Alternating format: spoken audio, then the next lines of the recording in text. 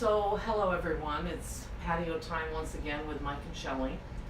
And tonight's subject isn't going to be as fun, bouncy, none of it.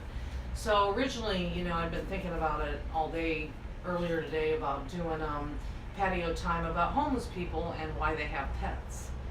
And that was going to be my subject. Because a lot of people say homeless people should not have pets, they have no right to have pets.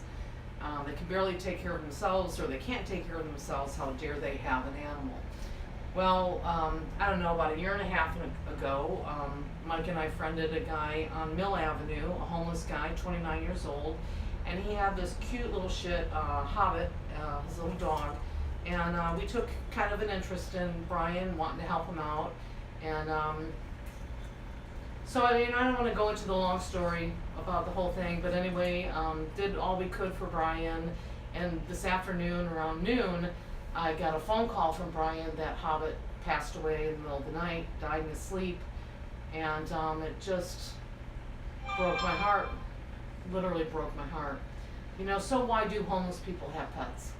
That is a question, and I think it's a good question, and I think it's important. Homeless people, we don't know their stories, but with Brian, Hobbit was his lifeline. It was his love. Brian was very much an independent, didn't have a lot of relationship with people on the streets, did his own thing, but his dog, his little Hobbit, was his love, his life. So why do people have why do homeless people want pets? Why do people have homeless people? Why do people have why do dogs have homeless people? Yeah, why do dogs have homeless people? I think, we don't understand the homeless, and I think a lot of people are intimidated and afraid of them, and afraid to approach them and talk to them. I think on some level, in certain circumstances, they need to be. I think there's some that are,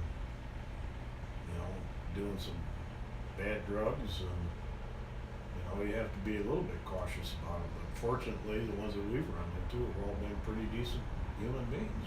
Right.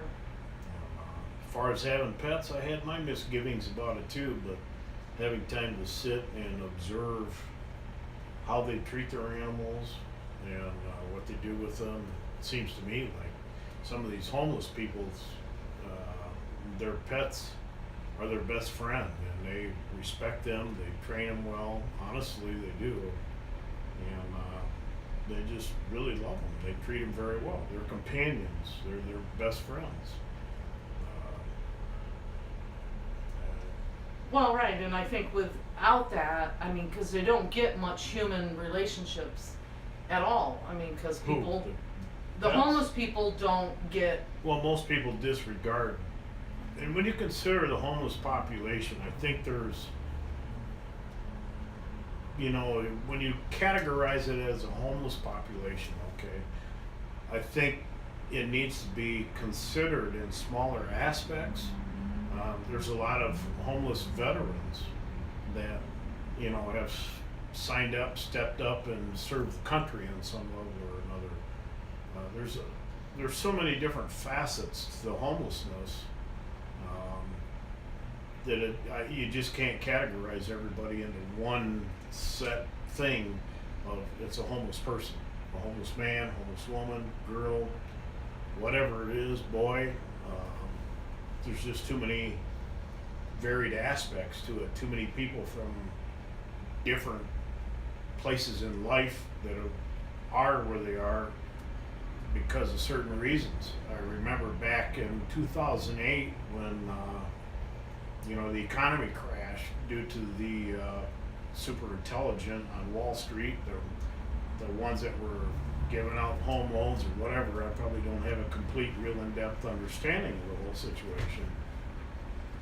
But there's a lot of people that overnight lost everything in that whole situation. And homelessness happens to those that don't expect it.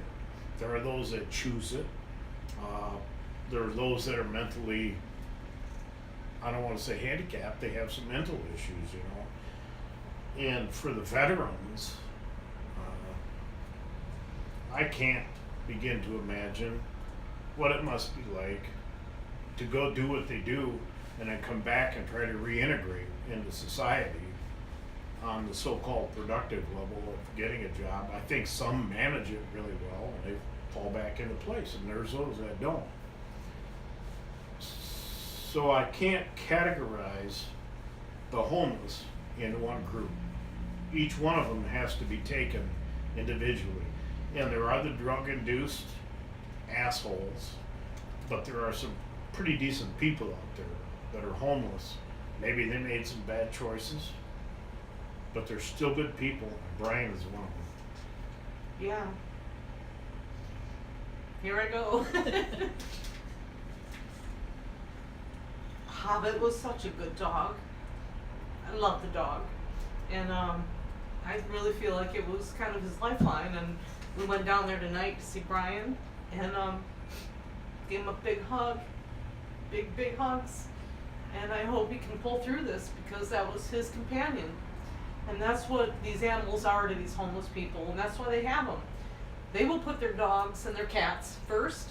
They will love them first and care for them first, because that's the only thing that they have to trust are these animals. That's all they have, because everybody on the street, you never know when that knife is going to go in their back. You know, so I guess I would say in this is that the next time you see a homeless person, you know, I'm not saying give them money or whatever. I'm just saying just step back and think, you know, you don't know their story. You just don't know their story. So, you know, just don't judge them, right? You know, try to have a little compassion for another human being that is in a situation that you know nothing about. And if you give a shit and you do want to know about it, ask. Because they love to talk. I mean, they do. I had that guy when we were walking down the street that one day, remember, he said, hey, you know, he's trying to get my attention, and I was all distracted because I was doing that damn ass lime shit. And he said something about free hug. Can I get a free hug? And I didn't even hear him. I thought he wanted money, you know, but then on the other hand, I was just preoccupied, and it hit me in that moment. It's like, you know, what a shitty ass thing to do. I mean, I turned to him and I apologized to him and I said I didn't mean to discard you like a piece of trash. I'm preoccupied. I'm sorry. What did you say? He goes, well, I just asked for a free hug. I was just trying to be funny, you know. And then I just said, you know, it's just like we're so, I don't know. I mean, I want to speak for everybody, but I see it a lot. You know, I do see it a lot where people will just scuff them, walk by them, and ignore them because they're afraid of them. Afraid of them, I think, or intimidated by them. I don't know. You know. But anyway, my whole post originally was tonight's patio time was going to be about homeless people and animals and how you feel about it and should they have animals. And I absolutely say yes. Not to all of them, though. I mean, I've never seen a homeless person mistreat an animal, though, have you?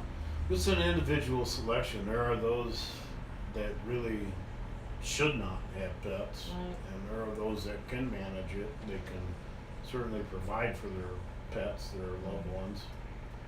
So it just, there's so much variety in the homeless world that we're finding that you can't have one specific judgment for the whole situation. Right. It has to be taken on an individual basis. Right.